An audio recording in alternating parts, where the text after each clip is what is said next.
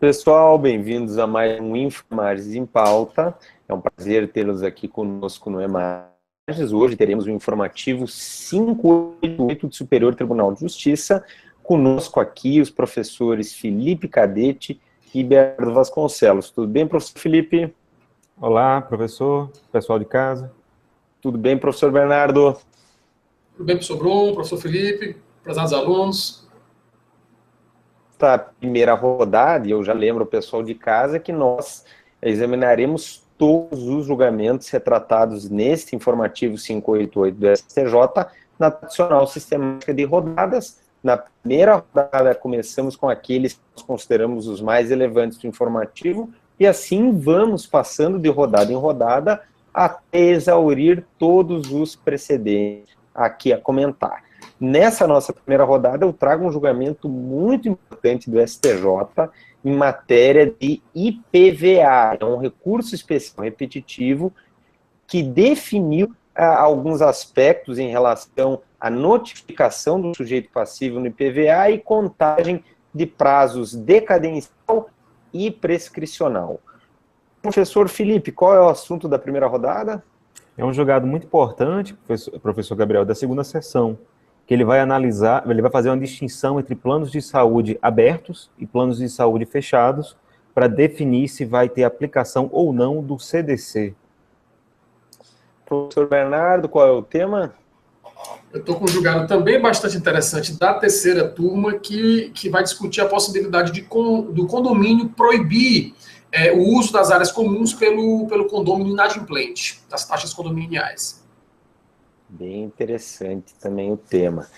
Então eu inicio aí a nossa primeira rodada, pessoal, chamando a atenção para esse recurso especial repetitivo, julgado pela primeira sessão do STJ. É um tema que não era já sedimentado no STJ, pelo contrário, é uma decisão bem interessante, chama a atenção, e eu não tenho dúvida que virá aí nas próximas provas de concurso, notadamente para as carreiras estaduais. A gente saiba que também nas carreiras federais nós temos PVA, temos os impostos estaduais no edital de certames federais também. Sobretudo aqueles aspectos mais relevantes, como é o caso aqui. O IPVA, pessoal, nós sabemos, é um imposto de competência dos estados. Ele se sujeita ao lançamento de ofício daquelas três modalidades clássicas, né? Lançamento por declaração, lançamento por homologação e o lançamento de ofício. O IPVA é um caso de lançamento de ofício. Por quê? Porque o fisco já tem as informações de que ele necessita para ele mesmo fazer o lançamento. Ele não depende que o contribuinte apresente, por exemplo, num tributo sujeito a lançamento por homologação, ele não depende que o contribuinte apure o montante da base de cálculo, o valor do tributo a partir da aplicação da alíquota, identifique o sujeito passivo, ou seja, a apuração toda que é feita pelo contribuinte nos tributos sujeitos a lançamento por homologação. No caso do IPVA, o Estado já tem todas essas informações, faz o lançamento de ofício, é um imposto real, como nós sabemos, um imposto que tem como fato gerador a propriedade ali de um veículo automotor, e a partir do lançamento de ofício nós temos algumas discussões. Qual é a discussão que o contribuinte levantou aqui nesse recurso especial? Ele alegava que ele não tinha sido cientificado pessoalmente do lançamento de ofício do IPVA. E, de fato, nenhum de nós somos notificados pessoalmente do lançamento de ofício que é feito todo ano por conta da propriedade que temos de algum veículo automotor. E aí, o que ele alegava? Ele alegava que ele não foi realmente notificado, portanto, não havia se perfectibilizado o lançamento tributário. E aí, ele indicava a decadência para a constituição do crédito tributário. Nós sabemos que o lançamento, notadamente do ofício, né, o lançamento por homologação, o próprio contribuinte já apura o faturador e declara. E se ele declarou e pagou, já vai para a inscrição em dívida ativa, independentemente de qualquer tipo de lançamento por parte do fisco. no lançamento de ofício, o contribuinte ele tem que ser notificado, ele tem que saber que tem uma dívida tributária que pesa contra ele. De regra, essa notificação ela é pessoal, e aqui ela não deixa de ser pessoal, mas ela é extremamente flexibilizada e é uma indicação pessoal, mas que é presumida. Segundo construiu aí o STJ, nós já vamos ver por quê. Então, o que está em jogo aqui é como que esse lançamento de ofício se perfectibiliza com a notificação do contribuinte, de que forma que deve acontecer essa notificação do contribuinte. Vejam que o próprio artigo 145 do CTN, quando ele diz que o lançamento só pode ser modificado, uma vez regularmente notificado ao contribuinte, só pode ser modificado e rola situações. Numa interpretação sistemática fica muito claro, e até por uma exigência do contraditório da ampla defesa, no bojo de qualquer procedimento administrativo, por força do artigo 5º, inciso 55 da Constituição. Então, o contribuinte, evidentemente, ele tem que ser notificado desse lançamento. Mas o CTN não condiciona a forma como o sujeito passivo tem que ser notificado desse lançamento de ofício. E aí o STJ vai dizer, admite-se qualquer meio idôneo, notadamente, vamos ver, em relação aos impostos reais, que todo mundo sabe que vai haver um lançamento de ofício, qualquer meio idôneo que leve ao conhecimento do contribuinte a existência de um lançamento de ofício. Então, vejam, pessoal, o paralelo que a gente pode lembrar aqui é o do IPTU. O IPTU, como que ele é notificado ao contribuinte? Através do envio do carnê pelo correio. A STJ bateu um martelo que é plenamente legítima essa prática corriqueira da administração. Mas não tem certeza que o proprietário recebeu o carnê do IPTU? Sim, mas foi para o endereço lá do imóvel dele, se presume que ele vai ter contato com aquele carnê. Então, daí entra a ideia também da praticabilidade do direito tributário, princípio que está muito em voga, né? O Supremo Tribunal Federal recentemente o invocou. Em relação ao IPVA, como que acontece? O governo vai e publica, divulga um calendário de pagamento. Todo mundo fica sabendo disso, pessoal. E qual é a forma concreta que, além de uma divulgação geral que se faz muitas vezes na mídia, o que também o Estado promove? Através da rede bancária. Ele lá, sabendo que o contribuinte tem, né, atividades financeiras, divulga, né, faz uma divulgação em torno desse calendário. Para o STJ, essa forma de divulgação ela é legítima. Por quê? Porque, especialmente em matéria de impostos reais, o próprio contribuinte sabe que todo mês ele tem que pagar o IPVA. Eu tenho um carro, tenho uma moto, eu sei, vou ter que pagar o IPVA e eu vou ter que ficar atento ao calendário que todo ano o governo divulga. Então, é uma forma prática, pouco onerosa para o governo, que economiza dinheiro público. Imagina se o Estado tivesse que localizar cada proprietário de veículo automotor. Seria um gasto absurdo para essa notificação, quanto a algo que o contribuinte já tem ciência. Então, no caso, a tese aqui do contribuinte era de que ele não tinha sido notificado e que, portanto, ele, não tendo sido notificado, não tem havido a constituição do crédito tributário. E ele, inclusive, debateu essa questão da divulgação através de instituição financeira, né, através de bancos, e ele disse que então, se isso for aceito, só aqueles contribuintes que comprovadamente entraram na instituição financeira. Mas aí está o mesmo problema, que está mais grave, porque como que a gente vai comprovar por filmagem que ele vai entrar lá? Então, o contribuinte levantou uma tese que não era olhando de longe sem sentido, porque o contribuinte tem que ser notificado, mas que, bem examinadas as coisas, sobretudo nesse viés prático, se vê que não há nenhum abuso do fisco e muito menos uma falta de conhecimento do contribuinte para dizer que o lançamento seria ilegítimo. Então, essa espécie de notificação pessoal presumida, foi um termo que o STF utilizou, ela é aceita particularmente porque estamos diante de um imposto real, cuja exigibilidade a cada novo exercício é de conhecimento notório da população. Então vejam, pessoal, se nós a cada ano temos o fato gerador, que é a propriedade desse veículo automotor, se nós a cada ano temos a divulgação, e com essa propriedade, né, nós temos e completada com a divulgação, nós temos a perfectibilização do lançamento de ofício. Logo, não há mais falar em prazo decadencial, que nós sabemos o prazo decadencial é para a constituição do crédito tributário. Se já houve o lançamento de ofício a cada início de ano, nós teremos já a constituição do crédito pelo lançamento de ofício. Então, não há mais falar em decadência.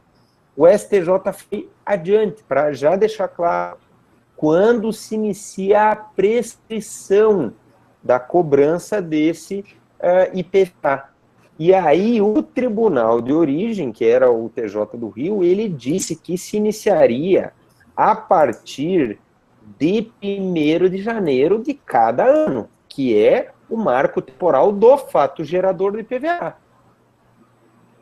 O STJ reparou esse entendimento do TJ lá do Rio, dizendo que, olha, o fato gerador ocorre ali.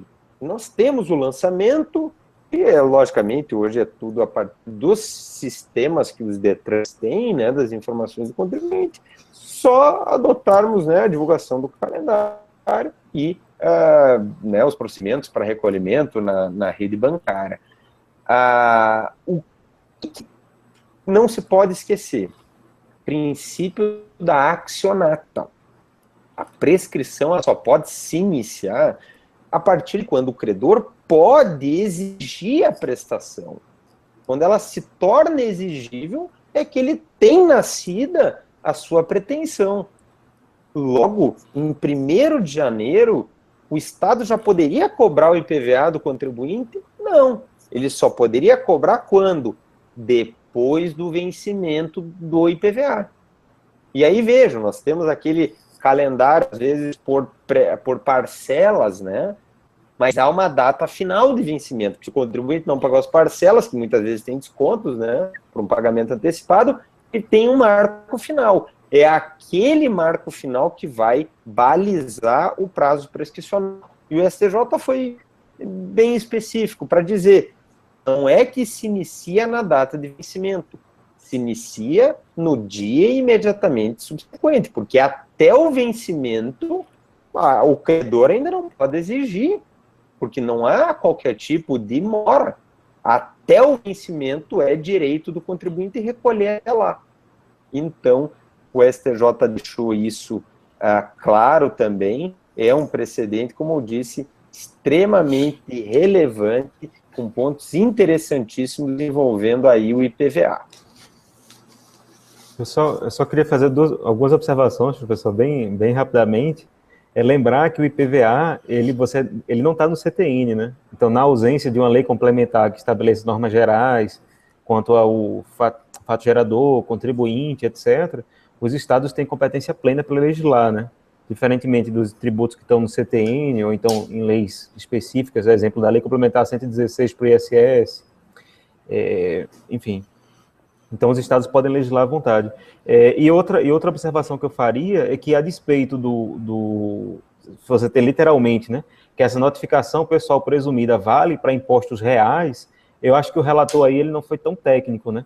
Porque se você for ver o ITBI, por exemplo, ele é um imposto real, mas ele não incide todo ano, né? Só tem quando o fato gerador do ITBI ele é instantâneo ou simples, porque é só quando você for vender ou adquirir o imóvel. Eu acho que ele quis se referir a impostos reais que têm o fato gerador contínuo ou continuado, que, em regra, tem a periodicidade anual. Exemplos clássicos, o IPTU, o IPVA, o ITR, né? Então, só para agregar esse Q a mais aí na classificação do fato gerador. Perfeito, Felipe. Exatamente, porque a lógica é essa, que o contribuinte já sabe de antemão que ele vai ter que pagar esses impostos. Então, quanto a esses que o STJ, né, chancela aí uma flexibilização que, no caso do IPVA, como a gente viu, é muito grande, né? Facilita muito as coisas para o fisco. Vamos para o julgado que tu tem, Felipe? Vamos lá, pessoal. É um julgado importantíssimo da segunda sessão do STJ Direito Privado, e ele já aplica a mesma lógica firmada anteriormente em relação aos planos de previdência complementar. E ele estendeu a mesma lógica para as operadoras de planos de saúde.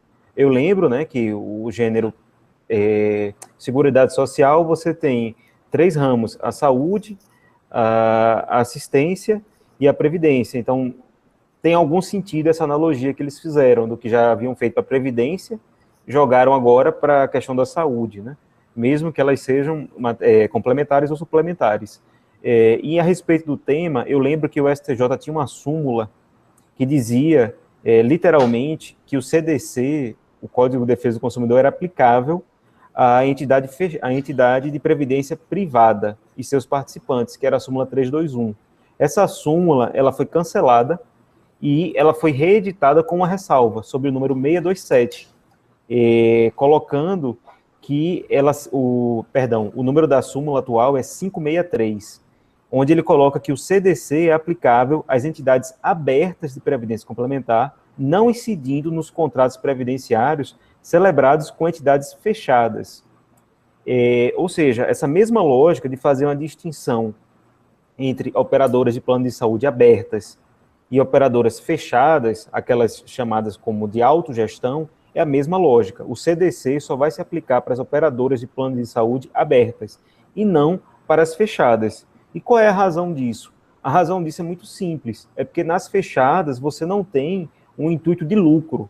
Muito pelo contrário, você tem geralmente fundações ou sociedades de natureza simples que não buscam lucro, mas a consecução de suas finalidades em relação aos beneficiários. E quem são esses beneficiários? Em regra, é alguém que tem alguma característica inerente ao grupo de usuários. Por exemplo, empregados da mesma empresa, servidores públicos, não está aberto ao público em geral. O máximo que você consegue é algum dependente desse segurado se inscrever no plano. É muito comum nós termos caixas de assistência à saúde, que era o exemplo aqui. Para o pessoal entender qual é a relevância de incidir ou não o CDC, eu destaco 2 pontos. A questão dos prazos prescricionais, principalmente em matéria de indenização, porque se tiver incidência do CDC, o prazo será quinquenal e não trienal, que é o que está no Código Civil, e principalmente para fins da responsabilização objetiva.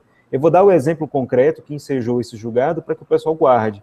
Você tinha um servidor do Banco do Brasil que era vinculado à CACI, que é a Caixa de Assistência à Saúde dos funcionários do Banco do Brasil. E esse servidor, infelizmente, ele tinha um filho com problemas psiquiátricos e ele foi se tratar numa clínica credenciada da CACI. E nessa clínica, ele foi morto por um outro paciente. O que é que a família desse funcionário público buscava? Ele buscava responsabilizar essa clínica psiquiátrica, que provavelmente deveria ter um patrimônio bastante diminuto, mas ele queria também colocar a responsabilidade objetiva da CACI, enquanto operadora de plano de saúde. Pois bem, por não se aplicar o CDC, nesse caso, o STJ tomou como premissa que a CACI não seria responsável. Só quem teria a responsabilidade aí seria única e tão somente a clínica de saúde. Se nós estivéssemos diante de um plano aberto, ou seja, qualquer pessoa poderia contratar, que seria o caso da Sul América Saúde, da Unimed, haveria solidariedade. Nesse exemplo que eu dei, pelo fato de ser uma entidade fechada, de autogestão, restrita a seus participantes, não haveria incidência CDC e não haveria essa solidariedade pretendida, porque você não tem aí uma responsabilidade legal entre fornecedores. Um outro detalhe colocado também no julgado, você tem alguns detalhes específicos, é para dizer que você não tem a obrigação de ofertar uma espécie do contrato padrão ou do plano de referência.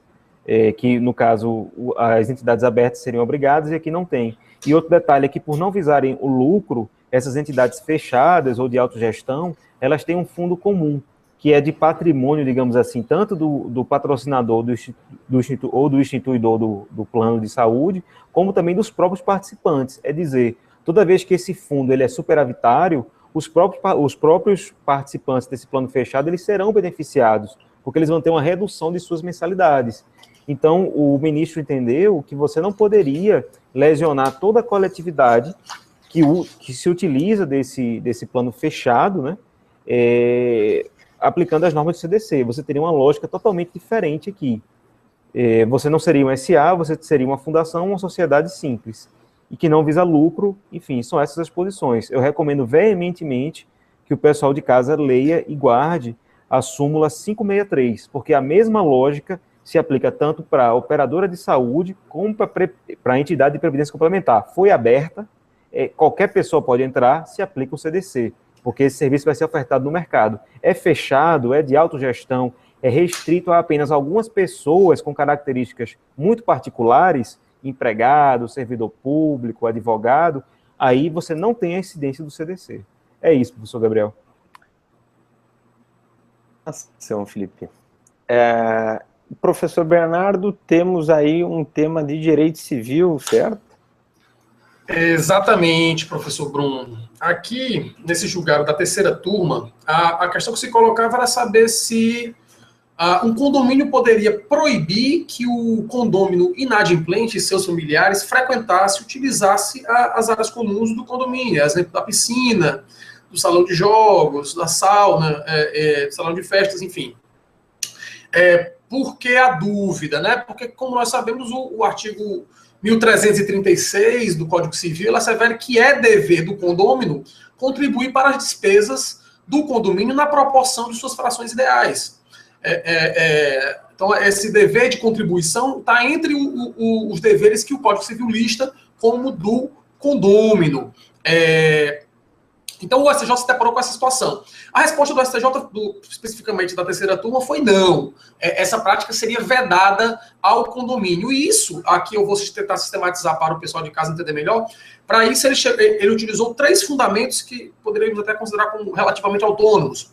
O primeiro fundamento utilizou o STJ para dizer que essa prática não seria permitida, que tal prática representaria uma ofensa ao direito de propriedade do condômino, no que se refere à fração ideal daquela área comum, já que até por expressa também disposição do Código Civil, artigo aqui 1331, parágrafo 3º, e 1339, a propriedade da unidade imobiliária integrante do condomínio implica necessariamente também a propriedade, o domínio de uma fração ideal daquela área comum, e por via de consequência daí decorre aqueles atributos da propriedade, entre os quais o direito de gozar do bem. Então, entendeu o STJ que a prática de vedar o acesso do condômino inadimplente de seus familiares às áreas comuns representaria ofensa ao direito de propriedade, que, como nós também sabemos, é um direito garantido constitucionalmente. Então, primeiro fundamento, violação ao direito de propriedade. O segundo fundamento era simplesmente a ausência de previsão legal desse tipo de prática, seja no Código Civil, seja em qualquer outro diploma normativo. De fato, em nenhuma lei há a previsão da possibilidade que o condômino exercesse tal conduta proibitiva, impusesse tal pena o condomínio impusesse tal pena ao condômino inadimplente. Daí entendeu o STJ que, diante de uma ausência de previsão legal, não poderia ser tomada tal atitude. Aqui o STJ lembrou que todas as medidas de constrição, inclusive de natureza psicológica, que o condomínio pode exercer contra o condômino inadimplente estão previstas expressamente no Código Civil, mais especificamente no artigo 1335. Portanto, por sinal, todas de natureza exclusivamente financeira. Incidência de juros de mora, aplicação de multa, enfim, eu remeto os nossos alunos à leitura do artigo 1335. Então, as possibilidades de atuação de forma constritiva, inclusive no que se refere a constranger psicologicamente o devedor, o condômino devedor, a pagar suas taxas condominiais, estão previstas no Código Civil. Afirmou o STJ, então, que não poderia o condomínio criar uma nova espécie de constrição que não estava previamente disposta na lei reguladora do tema.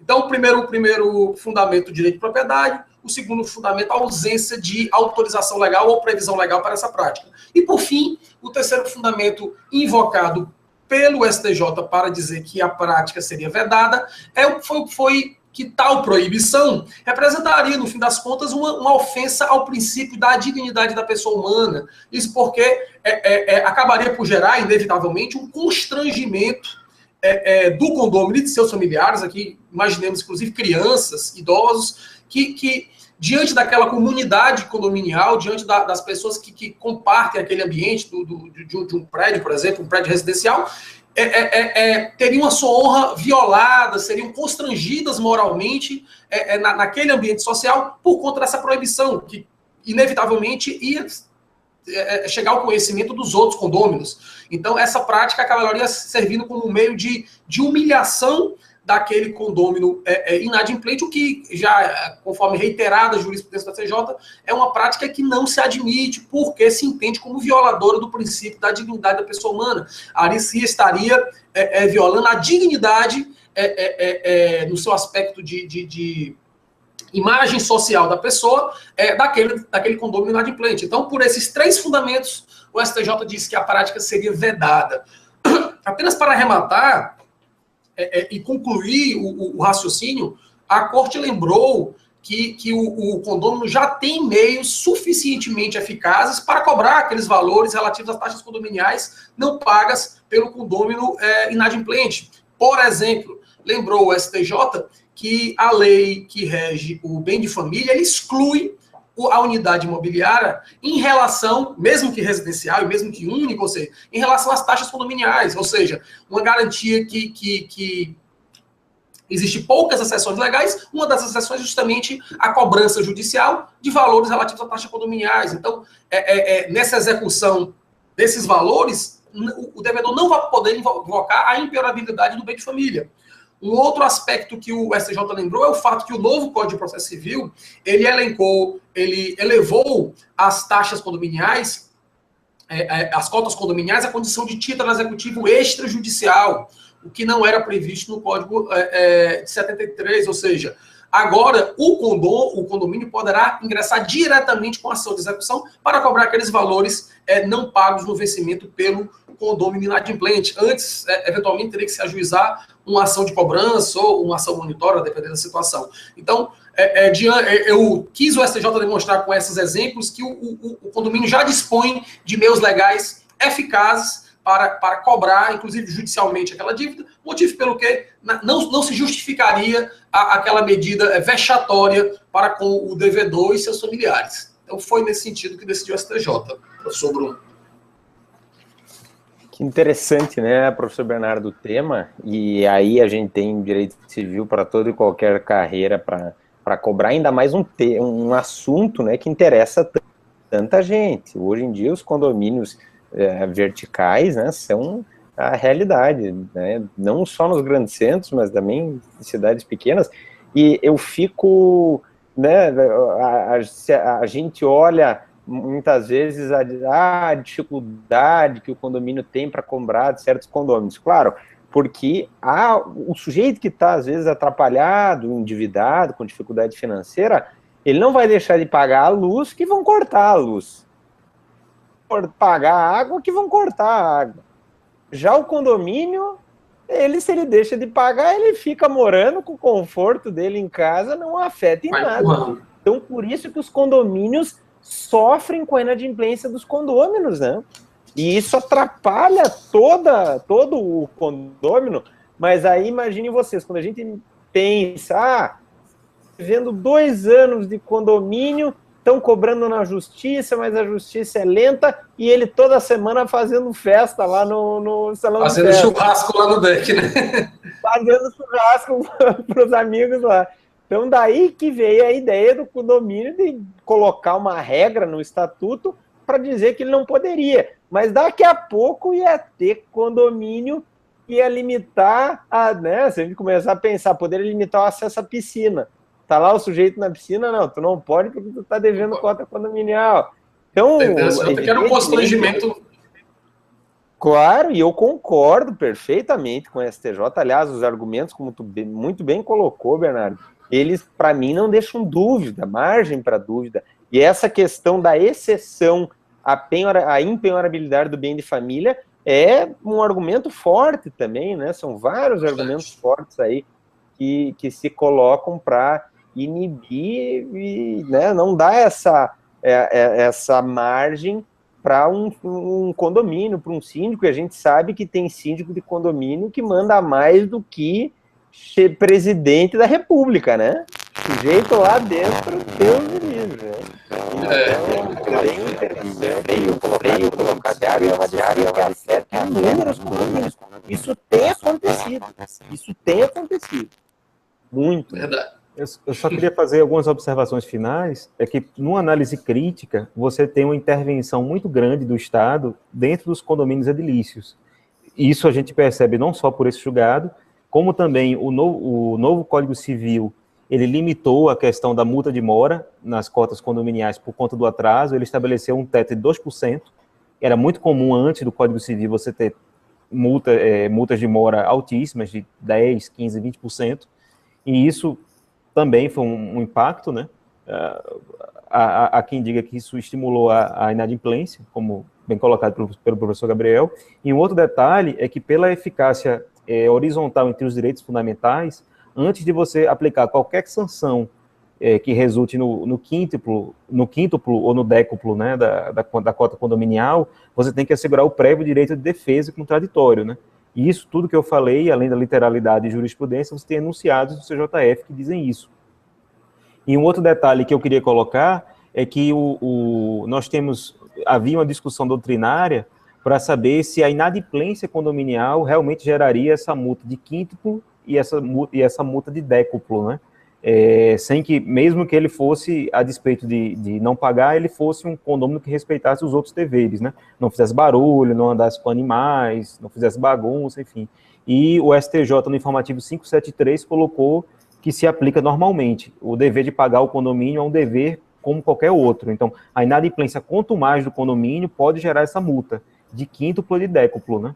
Só para ficar claro aí que o condomínio tem realmente um instrumento forte de pressão, tal qual a luz. Ele não vai poder cortar a luz, analogicamente, que é o que o julgado coloca, né? Mas existe um instrumento bom de pressão. Perfeito, muito bem lembrado, Felipe, a questão da eficácia horizontal dos direitos fundamentais. Um exemplo clássico de aplicação, né, um exemplo emblemático de aplicação da horizontalidade do direito fundamental à propriedade, né, na relação entre particulares.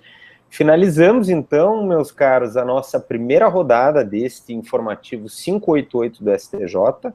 Convidamos vocês de casa aí a permanecer conosco para as rodadas subsequentes. Obrigado, pessoal, e até logo mais.